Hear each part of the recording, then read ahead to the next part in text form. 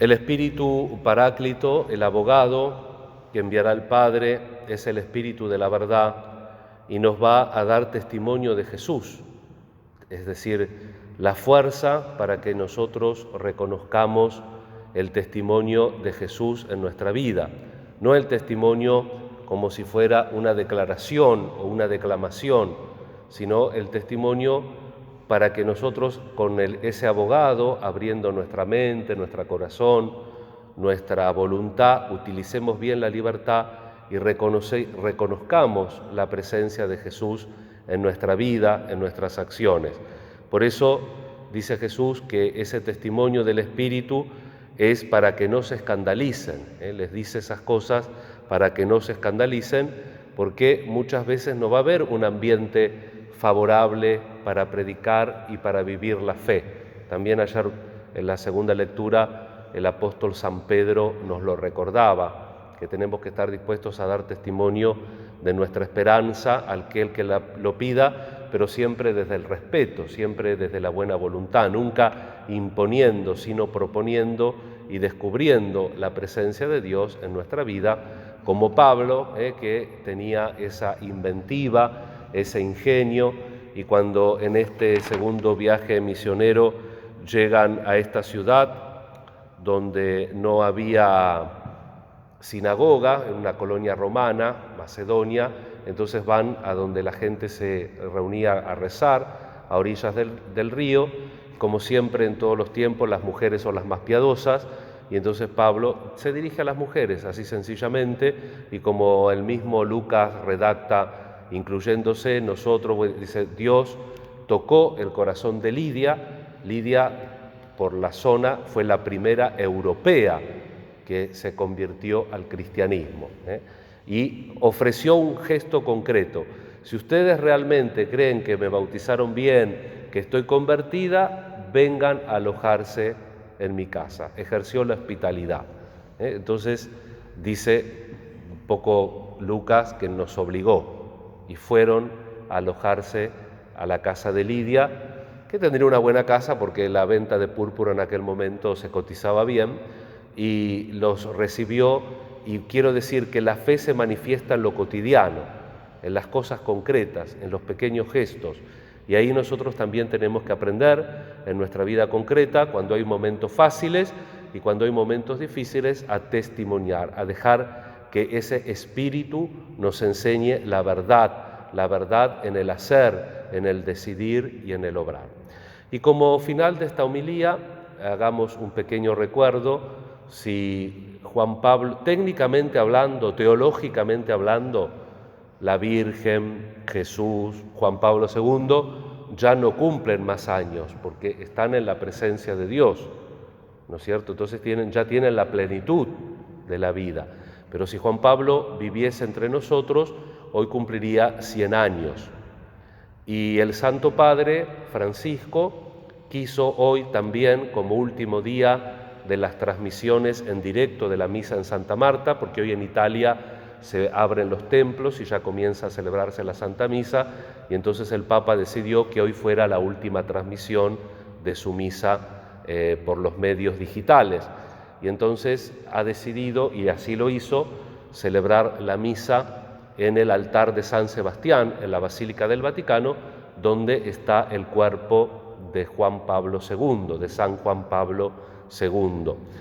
Digo providencialmente porque San Sebastián, por la tradición medieval, es uno de los principales, junto a San Roque, pero uno de los principales patronos contra la peste, porque siempre el ángel castigador con la espada o con la flecha, siempre las flechas fueron sinónimos como de la peste, y San Sebastián, como el primer intento de martirizarlo fue con la flecha, después él sobrevivió, también una mujer piadosa lo curó, el emperador lo volvió a mandar a matar por segunda vez, y esa vez sí, a palos, pobre, lo mataron y lo tiraron en la cloaca máxima, hasta que también San Sebastián se aparece una mujer, sabe el lugar exacto donde estaba el cuerpo y estuvo enterrado en la catacumba romana que lleva precisamente su nombre, la catacumba de San Sebastián.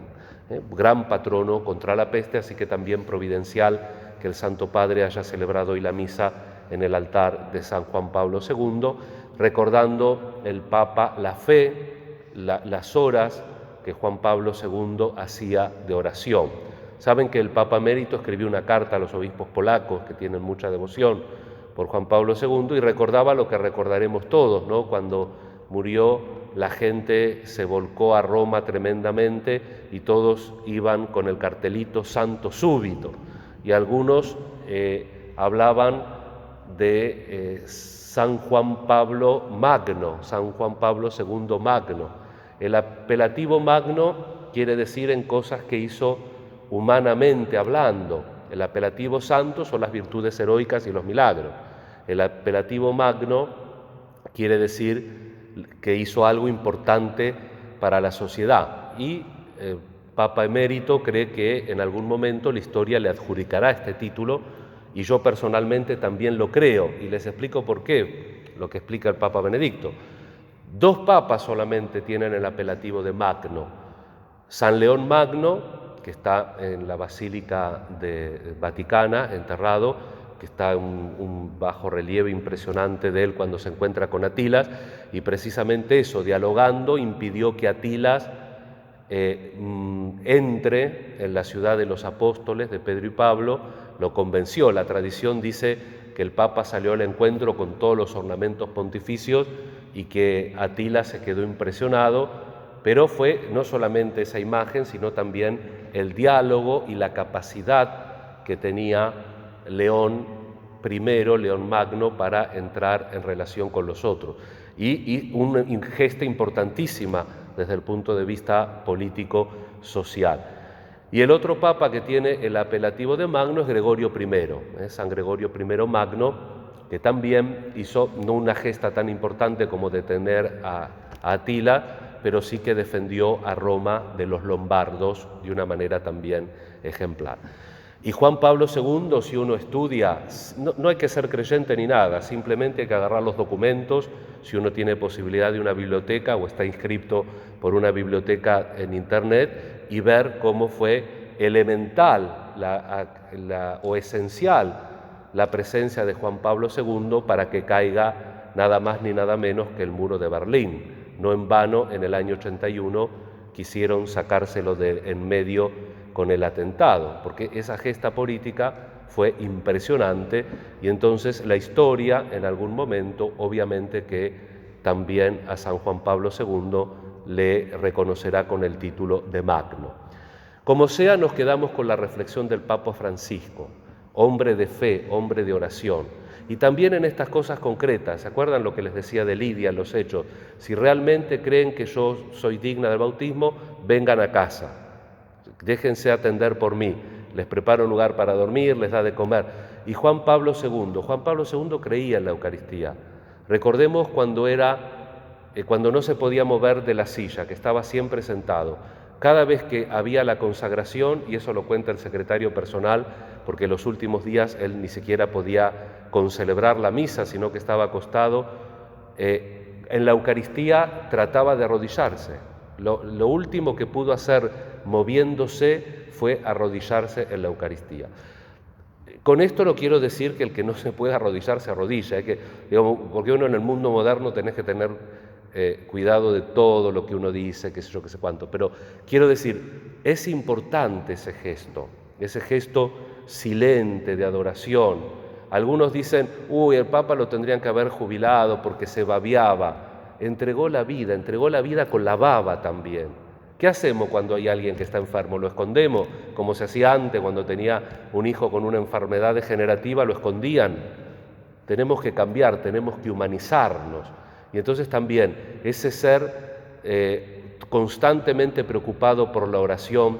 Recuerdo un testimonio del obispo que me ordenó, Monseñor Dimonte, cuando vino el Papa a Luján en el año 81, 82, no recuerdo ahora en este momento, ¿se acuerdan que celebró en Luján y celebró al otro día en Palermo, en el Monumento a los Españoles, y después se fue a Chile o vino de Chile, no recuerdo ahora, pues me acuerdo de la anécdota ahora. Bueno, Dimonte hacía pocos meses que estaba ordenado obispo y entonces se coló para poder entrar, como era obispo los dejaban, para poder entrar en la basílica después de la misa. Y entonces, como era el Papa y 4 o 5 después de la misa, dice, yo me arrodillé con el Papa. 45 minutos Juan Pablo II arrodillado haciendo la acción de gracias de la misa. 45 minutos.